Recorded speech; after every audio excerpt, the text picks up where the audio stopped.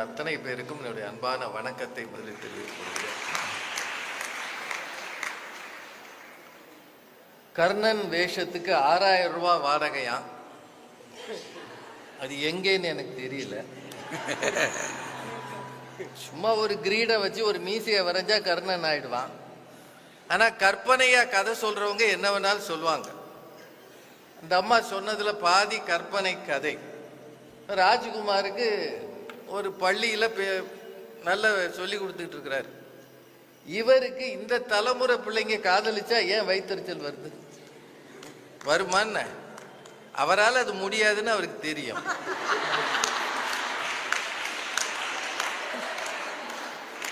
இப்போ ராஜாராமையாவும் காதலிக்காதீங்க, அப்பா அம்மா சொல்றத கேளுங்க அப்படின்னு சொன்னாரு. அது வயிற்றுச்சல் சொன்னதா? உங்க அணியில சொன்னா அது வயிற்றுச்சல் இல்ல, எங்க அணியில சொன்னா வயிற்றுச்சல். அது பொறாமத்தி பொசுங்குதான்.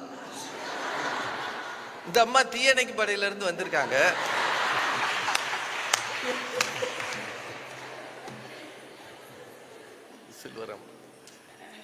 அப்பாவோட கை காய்ச்சி போயிருக்கான். எதுக்கா? மகளோட வாழ்க்கை பூ பூவா பூக்கணுமா.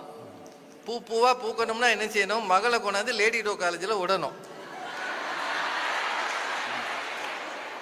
இந்த கையை நீ பிடிச்சிக்கிட்டு உட்காருமா, இந்த கைக்கு ஏதோ ஒரு மருந்து தடவுமானா பூ பூவா பூக்குமாமா.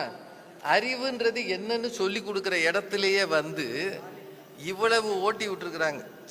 அதுல எதை எடுத்தாலும் இப்ப பேச்சாளர்களுக்கு இந்த அன்னை தெரசா, அப்துல் கலாம் ரெண்டையும் சொல்லிட்டா போதும்.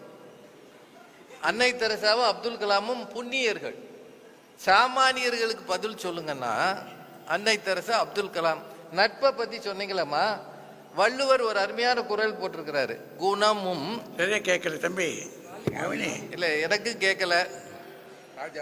என்ன செய்யணும்? மைக்க முழுங்கணுமா? எங்களுக்கே கேட்க மாட்டேங்குதியா?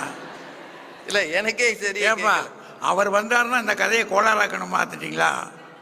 இல்ல பரவாயில்ல, கொஞ்ச நேரம் தான், கொஞ்சமாவது கேட்குற மாதிரி வைங்க. அந்த மைக் நல்லா இருக்கா? அப்புறம் உங்க அணிக்கு வந்துட்டேன்னு வைங்க. பரவாயில்ல, கொஞ்ச நேரம் தானே. இல்ல ஒரு அருமையான திருக்குறள் இருக்கு. குணமும் குடிமையும் குற்றமும் குன்றா இனனும் அறிந்து யாக்க நட்பு இருக்கா இல்லையா? இனனும் அறிந்து யாக்க நட்பு.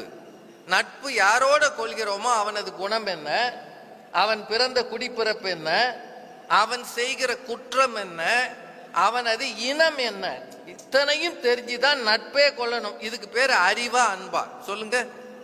சொல்றதுக்கு ஒண்ணும் இல்லை. இல்லைங்க, அன்புல தீய அன்பு இருக்கான்னு ஐயா கேட்டாரு. தீய அன்பு இருக்கா இல்லையோ, மூடத்தனமான அன்பு இருக்கு. ஒரு காதலி ஒரு காதலனை பார்த்து சொல்றா, நெஞ்சத்தார் காதல் அவராக வெய்துண்டல் அஞ்சுதும் வேபாக்க அறிந்துன்னு ஒரு குறள் இருக்கு. என்னவா? காதலர் இவ மனசுல இருக்கிறாராம். அதனால இந்த அம்மா சூடா சாப்பிட மாட்டாங்களாம். சூடா சாப்பிட்டா என்ன ஆகுமா? உள்ள இருக்கிறவரை சுற்றுமா.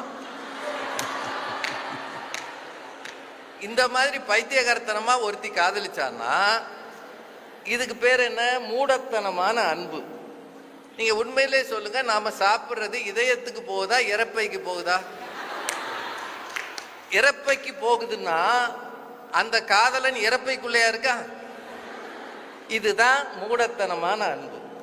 இந்த மாதிரி அன்பு பிரயோஜனம் இல்லைன்னு நாங்க சொல்றோம்மா. அது மட்டும் இல்ல, உதவுதல் அப்படின்றத பத்தி 2 பேருமே சொன்னாங்க. அருள் என்னும் அன்பின் குடவி அதெல்லாம் சொன்னாங்க. ஆனா திருவள்ளுவர் அதுலயே புத்திசாலித்தனமா இருன்னு சொல்லியிருக்கிறாரு. உதவி வரைத்தன்று உதவி, உதவி செய்யப்பட்டார் சால்பின் வரைத்து. நேத்து நான் ஒரு பதிவு படித்தேன். சுதந்திரம் வாங்கின காலத்துல ரிஷிகேஷ்னு வட இந்தியாவில் ஒரு இடம் இருக்கு. அங்க ஒரு பெண் பக்தை சாமி கும்பிட போனாங்களாம். போன இடத்துல அவங்களுக்கு எல்லாருக்கும் உதவணும்ன்ற எண்ணம் வந்திருக்கு. அங்க நிறைய கூட்டம் இருந்திருக்கு, பக்தர் கூட்டம். 10 ரூபாய், அந்த காலத்துல 10 ரூபாய்னா இன்னைக்கு இருக்கிற 500 ரூபாய்க்கு பெரும், கூடவே பெரும். 10 ரூபாய் நோட்டுகளை எடுத்து அங்க இருந்தவங்களுக்கு கொடுக்க ஆரம்பிச்சிருக்காங்க. கொஞ்சம் வசதியை படைத்த பெண் கொஞ்ச நேரத்துல கூட்டம் கூடி கூட்ட நெரிசல்ல அந்த அம்மா இறந்து போனாங்க. இது நிஜமா நடந்தது. அப்படின்னா எங்க என்ன செய்யணும்ன்ற அறிவு இருக்கு பாருங்க, அந்த அறிவு தான் மிகச்சிறந்த அறிவு. எதிரதா காக்கும் அறிவினார்க்கு இல்லை அதிர வருவதோர் நோய் அப்படின்னு திருவள்ளுவர் சொல்லியிருக்கிறார். இது எதுவுமே தெரியாம அவங்களும் ஐயா உங்களை பார்த்த உடனே நீங்க எல்லாரும் மரியாதைக்குரிய பெரியோர்களேன்னு சொன்னாங்கல்ல. ஏன்னா அவர் 30-35 வருஷம் கல்லூரி பேராசிரியர். அவருக்கு தெரியும் மாணவர்களை எப்படி வசப்படுத்தணும்னு. என்ன சொன்னா நீங்க கை தட்டுவீங்கன்னு ஐயாவுக்கு தெரியும். அதுக்கு பேர் தான் அவை அறிதல். இருக்கா? அவை அறிதல்னா என்ன? அவை அறிந்தால்தான் எங்க எதை பேசணும்னு தெரிஞ்சுக்கணும். எல்லா இடத்துலையும் எதையும் பேசப்படாதுன்றது திருவள்ளுவர் தெளிவா 10 பாட்டு அவை அறிதல்னு போட்டிருக்கிறார். அப்புறம் திரும்பவும் இவங்க எல்லாருமே சொன்னாங்க மக்கட்பேறு, வாழ்க்கை துணை நலம், இதுல எல்லாம் அறிவு எங்க இருக்கிறது? அன்பும் அறனும் உடைத்தாயின்னு சொன்னாங்க. திருவள்ளுவர் புதல்வரை பெறுதல் அதுல சொல்றாரு, பெரும் அவற்றுள் யாம் அறிந்ததில்லை அறிவறிந்த மக்கட்பேர் அல்ல பிற. புத்திசாலித்தனமான பிள்ளைகளை பெறுவதை விட மிகச் சிறப்பானது எதுவும் இல்லை. அன்பான பிள்ளைன்னு சொல்ல இந்த காய்ச்சி போன கையை தடவி கொடுக்கிற பிள்ளை இல்ல. எந்த பிள்ளை மேடைக்கு வந்து பரிசு வாங்குகிறதோ, எந்த பிள்ளை பெற்றோருக்கு பெருமை சேர்க்கிறதோ அதுதான் அறிவறிந்த மக்கட்பேறு. இது திருவள்ளுவர் சொல்லியிருக்காரா இல்லையா? அப்புறம் ஐயா சொன்னாங்க, முதல்வர் இங்கே தாயாக இருக்கிறார் அப்படின்னு. தாய் மாதிரி இருக்கணும், தாயா இருக்கக்கூடாது. இருந்தா எல்லா பிள்ளைகளும் வந்து ஏமாத்திட்டு போயிடும். முதல்வர் அறைக்குள்ள முதல்வராகத்தான் இருக்க வேண்டும். அந்த கண்டிப்பு இருந்தால்தான் பிள்ளைகள் ஒழுங்கா படிப்பாங்க. ஆமா வாங்க நான் தான் அம்மா எல்லாரும் வந்து இங்க சாப்பிட்டு போங்கன்னு சொன்னா பிள்ளைங்க முளைக அரைச்சிடும். அது அந்த காலத்து பிள்ளைகளே பரவாயில்ல, இந்த காலத்து பிள்ளைங்க என்ன பண்ணுன்னு யாருக்குமே தெரியாது. அப்புறம் காதலியை அன்பே என்று தானே சொல்கிறோம், அறிவே என்றா சொல்கிறோம். அறிவில்லாதவன் ஒருத்தன் போய் அன்பேன்னு சொன்னான்னா அறிவுள்ள எந்த பெண்ணும் அவனை திரும்பி பார்க்காது. கரெக்டா இல்லையா?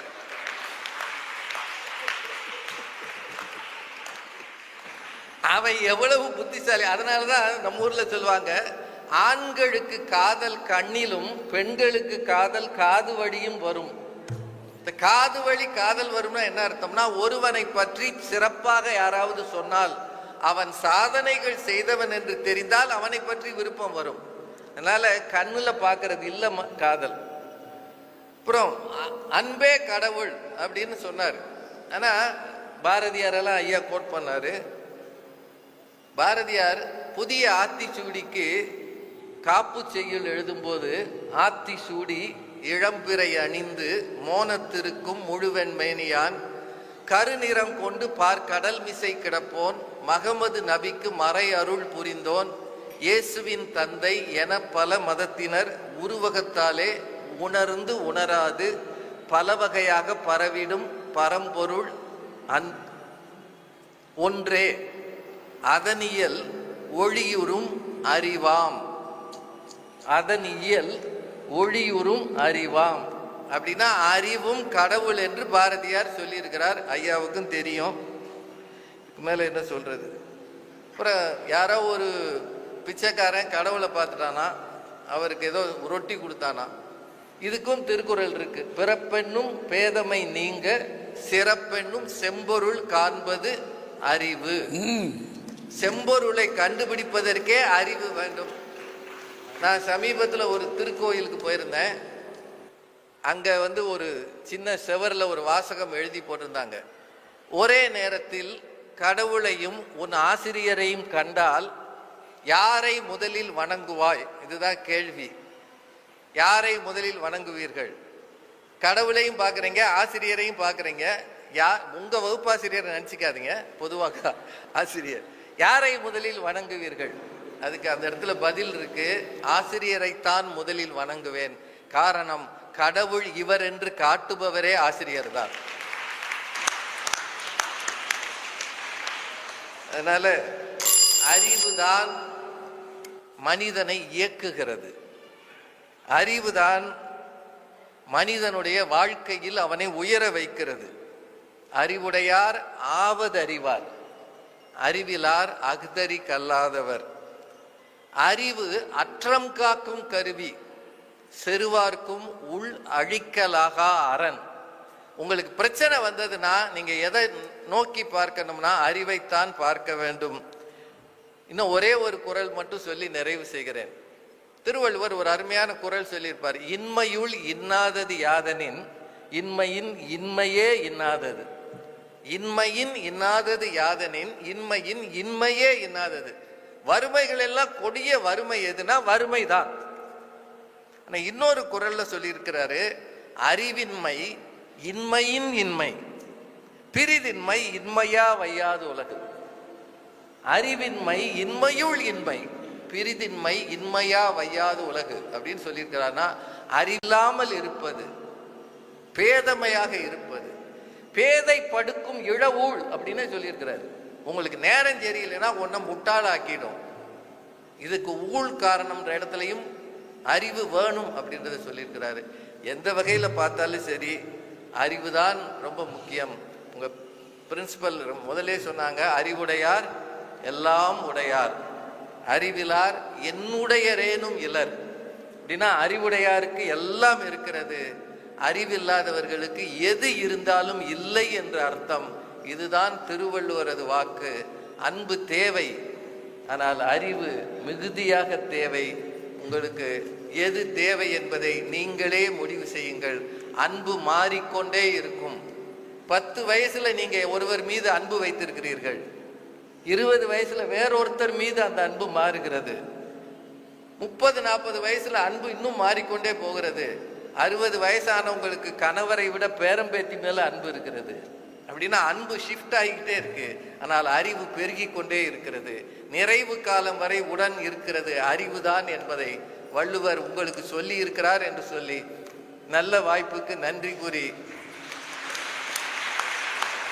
ரொம்ப முக்கியமா மைக்க மாத்தினதுக்கு சிறப்பு நன்றி சொல்லி வணங்கி விடைபெறுகிறேன். நன்றி.